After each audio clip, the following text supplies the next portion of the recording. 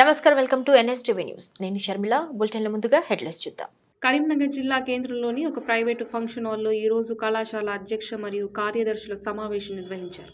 ముఖ్య అతిథిగా హాజరైనటువంటి ఏబీవీపీ రాష్ట్ర కార్యదర్శి ఝాన్సీ మాట్లాడుతూ విద్యారంగ సమస్యలు, నిరుద్యోగ సమస్యలపైన చర్చించి కొత్తగా ఎన్నికైనటువంటి అధ్యక్షులు మరియు కార్యదర్శులు వారి విధానాలను తెలియజేయడం జరిగింది. నా పేరు ఝాన్సీ, ఏబీవీపీ రాష్ట్ర కార్యదర్శి. ఈరోజు కరీంనగర్లో కళాశాల అధ్యక్ష మరియు కార్యదర్శి సమావేశం నిర్వహించడం జరిగింది. ఈ యొక్క కార్యక్రమం యొక్క ఉద్దేశం నూతనంగా ఎన్నికైన కళాశాల అధ్యక్ష కార్యదర్శులు మరియు నగర కార్యదర్శులతో ఈ సమావేశం ఏర్పాటు చేసి ఏవైతే విద్యారంగ సమస్యలు కావచ్చు, సమాజంలో ఉన్నటువంటి అనేక అంశాలపైన చర్చించడం జరుగుతుంది. వాళ్ళ యొక్క రోల్ ఏంటనేది వాళ్ళకి వివరించడం జరుగుతుంది. ముఖ్యంగా విద్యార్థి పరిషత్ చేసేటటువంటి కార్యక్రమాలు, విద్యారంగ సమస్యలు కావచ్చు, నిరుద్యోగ సమస్యలు కావచ్చు, కొన్ని సోషల్ యాక్టివిటీస్కి సంబంధించిన అంశాలను కూడా ఈ కార్యక్రమంలో చర్చించడం జరుగుతుంది.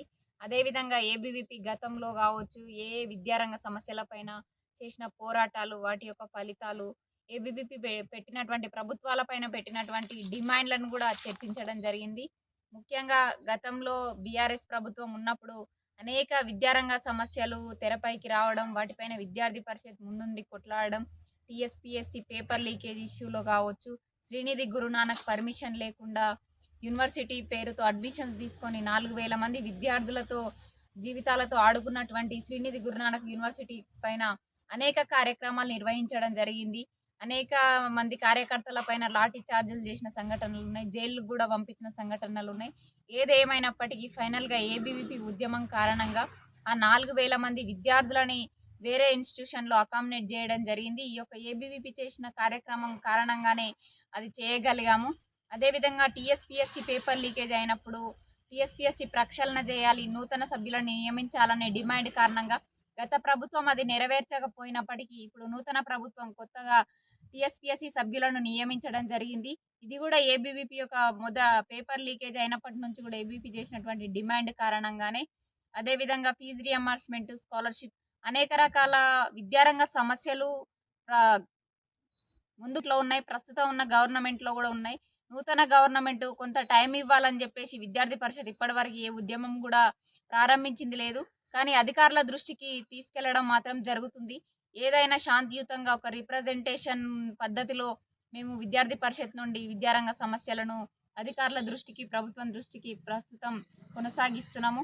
రానున్న రోజుల్లో అయినా ఏదైతే గత ప్రభుత్వంలో విద్యా వ్యవస్థ నిర్వీర్యమైంది, నిరుద్యోగుల జీవితాలు ఆగమైనాయి అని చెప్పి అఖిల భారతీయ విద్యార్థి పరిషత్ ఒక ఛాలెంజింగ్గా కద్రబేరి అనే కార్యక్రమాన్ని చేపట్టింది.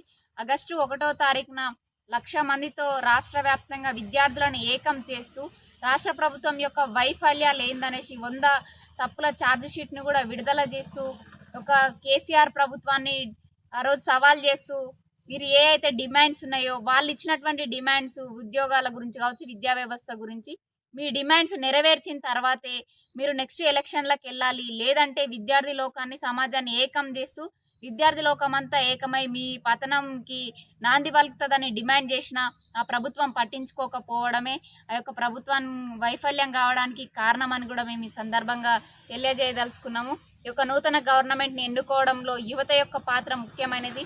ముఖ్యంగా విద్యార్థి నిరుద్యోగులే ఏకమై ఈ నూతన ప్రభుత్వం వస్తే ఆయన విద్యా వ్యవస్థ బాగుంటుంది, ఉద్యోగ సమస్యలు అనేవి నిరుద్యోగ సమస్యలు తీరుతాయని చెప్పేసి నూతన ప్రభుత్వాన్ని ఎన్నుకున్నాం. ఈ యొక్క ప్రభుత్వమైన ఆ యొక్క డిమాండ్లనన్నీ నెరవేర్చి విద్యార్థుల పక్షాన, యువత పక్షాన ఉండాలని చెప్పేసి కూడా మేము ఈ సందర్భంగా తెలియజేస్తున్నాం. ఏదైతే గత బీఆర్ఎస్ ప్రభుత్వంలో ప్రతి ఒక యూనివర్సిటీలో కూడా భూ ఆక్రమణలు చేయడం, ఎక్కడ భూములు కనిపిస్తే అక్కడ కబ్జాలకు గురి చేయడం జరిగింది. ముఖ్యంగా యూనివర్సిటీల భూములు, విద్యా సంస్థల భూముల పైన పాత ప్రభుత్వము అనేక సార్లు అక్రమాలకు గురి చేయడం జరిగింది, ఆక్రమించుకోవడం కూడా జరిగింది. అదేవిధంగా బీఆర్ఎస్ ప్రభుత్వం ఏ విధంగా అయితే భూ ఆక్రమణలు చేసి యూనివర్సిటీలను కొల్లగొట్టాలనే ప్రయత్నం చేసిందో ప్రస్తుతం ఉన్న ప్రభుత్వం కూడా వచ్చి నెల రోజులు గడవక ముందే ప్రొఫెసర్ జయశంకర్ యొక్క అగ్రికల్చర్ యూనివర్సిటీ ల్యాండ్ నుంచి ఒక 100 ఎకరాల ల్యాండ్ను హైకోర్టు యొక్క నూతన భవనానికి కేటాయిస్తూ 55 జీవోను జారీ చేసింది. గత ప్రభుత్వం నుంచి కాదు, మొదటి నుంచి కూడా విద్యార్థి పరిషత్ యూనివర్సిటీ భూములు అనేవి విద్యార్థుల కోసం, విద్య కోసం మాత్రమే వినియోగించుకోవాలి, ఇతర సంస్థల కేటాయించొద్దని మొదటి నుంచి కూడా అనేక ఉద్యమాలు చేస్తుంది. అటు ఉస్మానియా కావచ్చు, కాకతీయ కావచ్చు, మహాత్మా గాంధీ, ఇట్లా అన్ని యూనివర్సిటీల్లో కూడా ఎక్కడ భూమి ఆక్రమించాలన్నా కూడా మొదటి నుంచి ఉద్యమాలు చేస్తూ వచ్చింది. ఆ డిమాండ్ని కొల్లగొడుతూ, విద్యార్థులను విచ్ఛిన్నం చేస్తూ, యూనివర్సిటీల యొక్క ప్రతిష్టను కోల్పోయే విధంగా ఈరోజు 100 ఎకరాల ల్యాండ్ని హైకోర్టు కేటాయించడం అనేది సరైన పద్ధతి కాదు. వాళ్ళు ఇచ్చినటువంటి ల్యాండ్ ఏదైతుందో అది బయోడైవర్సిటీ పార్కుకు సంబంధించింది. ఇవాళ అగ్రికల్చర్ యూనివర్సిటీ విద్యార్థులు రీసెర్చ్ చేయాలంటే అది 4 గోడల మధ్యలో ఒక ల్యాబ్లో చేసేది కాదు. ఇప్పుడు వాళ్ళు కేటాయించిన ల్యాండ్లోనే వాళ్ళు రీసెర్చ్ చేయాలి. అక్కడ దాదాపు 25 సంవత్సరాల నుంచి ఆ పార్కుని బయోడైవర్సిటీ పార్క్ను డెవలప్ చేసుకుంటూ రావడం జరిగింది. ఇలా రీసెర్చ్లకు దూరం అయ్యే విధంగా అసలు వాళ్ళ విద్య ఎట్లా పటిష్టపడుతుంది, వాళ్ళు ఎలా పరిశోధనలు చేస్తారు, ఇలా నూతన వంగడాలను సృష్టిస్తూ రైతన్నలకు చేయుతగా నిలిచేటటువంటి విద్యార్థుల యొక్క పరిశోధనలను కాలరాసే విధంగా వాళ్ళ యొక్క ప్రభుత్వం యొక్క నిర్ణయం ఉంది. ఇలా హైకోర్టు భవన నూతన నిర్మాణానికి విద్యార్థి లోకం కానీ, విద్యార్థి పరిషత్ కానీ వ్యతిరేకం కాదు. ఎక్కడెక్కడో భూములు ఖాళీగా ఉన్నాయి, అక్కడ మీరు హైకోర్టుని నిర్మించాలి తప్ప యూనివర్సిటీ భూమి అనేది లాక్కోవద్దు. దానివల్ల జీవ వైవిధ్యం దెబ్బతినడంతో పాటు యూనివర్సిటీ యొక్క అస్తిత్వాన్ని కూడా కోల్పోవాల్సి వస్తుంది. ఒక రైతాంగానికి కూడా ఒక దెబ్బతీసినట్టు అవుతుంది. దీన్ని ఇప్పటికైనా ప్రభుత్వం విరమించుకోవాలి. శాంతియుతంగా మొదటి నుంచి జీవం పాస్ అయిన మొదటి నుంచి అనేక కార్యక్రమాలు చేస్తూ ఉంటే విద్యార్థి పరిషత్ కార్యకర్తల పైన దాడి చేస్తున్నారు. ఆ దాడి ఘటనలో నిన్న కానిస్టేబుల్ కూడా సస్పెండ్ కావడం జరిగింది. ఈ యొక్క వైఖరిని వాళ్ళు మానుకోవాలి. ఎందుకంటే డిపార్ట్మెంట్ అంటే విద్యార్థి పరిషత్ గౌరవం ఉంది.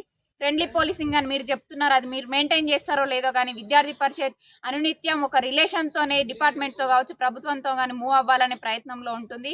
కాబట్టి ఇప్పటికైనా ప్రభుత్వం స్పందించి వాళ్ళని సస్పెండ్ చేయడం కాదు, మా డిమాండ్ వాళ్ళని సస్పెండ్ చేయాలనేసి మా ఒక్క డిమాండ్ కాదు, జీవోను రద్దు చేయాలన్నది మా మెయిన్ ఎజెండా. దాన్ని రద్దు చేసినప్పుడే మేము అనుకున్నది మీరు విద్యార్థులలో కావచ్చు, సమాజంలో ఒక నమ్మకాన్ని నిలబెట్టుకోగలుగుతారు. ఈ ప్రభుత్వం కూడా గత ప్రభుత్వంతో పోటీపడి ఇటువంటి చర్యలకు పాల్పడొద్దని చెప్పేసి డిమాండ్ చేస్తా ఉన్నాం. ఝాన్సీ, ఏబీవీపీ రాష్ట్ర కార్యదర్శి.